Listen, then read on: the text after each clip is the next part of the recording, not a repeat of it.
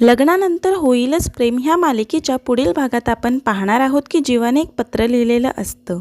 त्यामध्ये जीवा लिहितो, मी खूप विचार केला आणि शेवटी हा निष्कर्ष लागला, आपण पुन्हा एकत्र येऊ शकत नाही। आपले जवळ येण्याचे सर्व मार्ग बंद झालेत। त्यामुळे आपल्याला आपल्या आयुष्यात पुढे जायला हवं आणि हाच आपल्या प्रेमाचा शेवट असणार। तर इथे काव्य पार्थला सांगत असते, तुम्ही काय माझा पिच्छा सोडणार नाहीत का? आता तरी मला अभ्यास करू द्या। त्यावर पार्थ काव्याला म्हणतो, चला आपण तुमची फेवरेट पेस्ट्री खाऊयात। त्यावर काव्या नकार देत म्हणते, मला अभ्यास आहे आणि मी माझा फेवरेट गॉगल आणायला विसरले। त्यावर पार्थ तो गॉगल खिशातून काढतो। तो चष्मा बघून काव्या खूप खुश होते।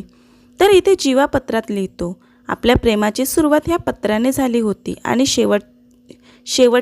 शेवटच्या पत्राने याचा अंतही होणार। आणि ते पत्र नेमकं नंदिनीच्या हाती लागतं। ती ते पत्र वाचते। आता नंदिनी ते पत्र वाचून काय निर्णय घेईल हे पाहणं खूप रंजक ठरणार आहे। असेच रोज नवनवीन अपडेट जाणून घेण्यासाठी आपल्या चॅनलला नक्की सबस्क्राईब करा। थँक्यू।